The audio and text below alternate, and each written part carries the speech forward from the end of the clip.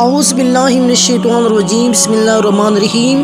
السلام علیکم، کیسے ہیں جی؟ امید کرتی ہوں خیریت سے ہوں گے۔ آج کی ویڈیو شروع کرنے سے پہلے جنہوں نے ابھی تک میرے چینل کو سبسکرائب نہیں کیا، سبسکرائب کریں، لائک کریں اور کامنٹ میں بتائیں کہ آپ کو یہ ویڈیو کیسی لگی ہے۔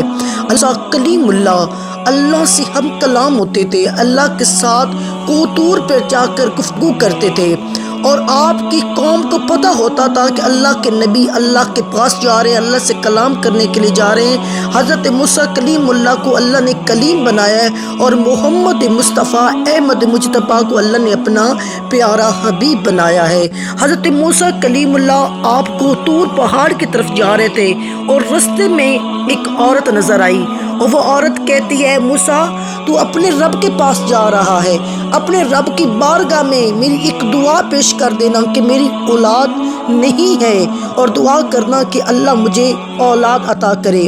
حضرت موسیٰ کلیم اللہ کی بارگاہ میں پہنچے، باتیں ہوتی رہی، اس عورت کی بات کا خیال آیا، جب ذہن میں آئی اللہ کی بارگاہ میں پیش کی۔ اللہ نے فرمایا، موسیٰ اس عورت کی قسمت میں اولاد نہیں، مقدر میں اولاد نہیں، اے موسیٰ جاؤ، واپس جا کر اسے کہہ دو کہ اللہ کی رضا میں راضی ہو جائے، جو میں نے عطا کر دیا ہے اس پہ راضی ہو جائے۔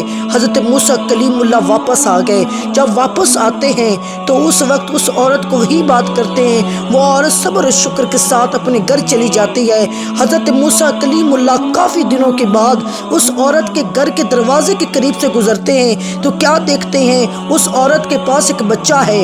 حضرت موسیٰ کلیم اللہ نے اللہ سے پوچھا، یا اللہ تو نے تو کہا تھا کہ اس کی قسمت میں اولاد نہیں ہے، اس کی مقدر میں اولاد نہیں ہے، یا اللہ وجہ کیا ہے؟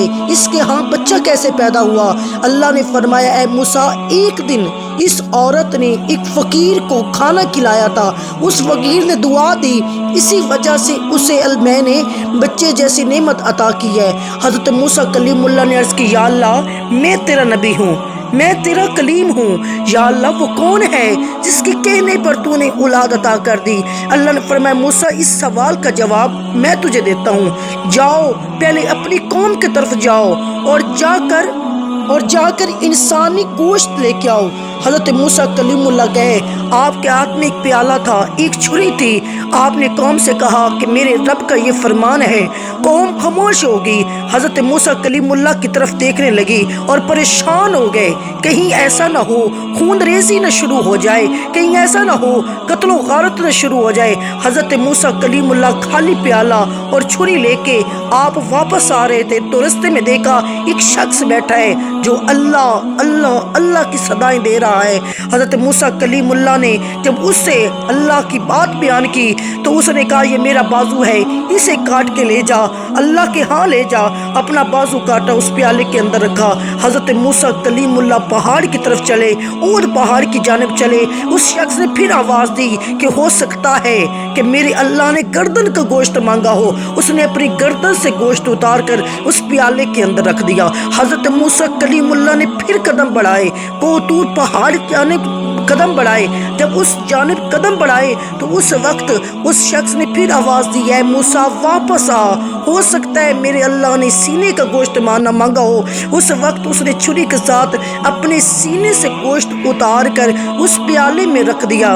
حضرت موسیٰ کلیم اللہ گوشت لے کے اللہ کی بارگاہ میں گئے۔ اللہ نے فرمایا، موسیٰ تو نے دیکھا تیری قوم خاموش رہی، تو نے دیکھا یہ میرا وہی بندہ تھا جس نے میرے پاس گوشت کا تحفہ بھیجا ہے، اسی بندے نے میرے سے دعا کی تھی۔ اے موسیٰ تو بتا میں اس کی دعا کیسے رد کر سکتا تھا جو مجھ سے اتنی محبت کرتا ہے، جو مجھ سے اتنا عشق کرتا ہے؟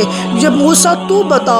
حضرت موسیٰ کلیم اللہ نے فرمایا، یا اللہ میں تیری رضا پہ راضی ہوں، یا اللہ میں تیری بات پہ راضی ہوں۔ اللہ نے فرمایا، موسیٰ جو میرا ہو جاتا ہے میں ساری کائنات اس کی کر دیتا ہوں، میں سارا زمانہ اس کا کر دیتا ہوں، پھر یہ جہاں بھی اس کا ہوتا ہے، وہ جہاں بھی اس کا ہوتا ہے، پھر فیصلے بھی اس کی زبان پہ ہوتے ہیں۔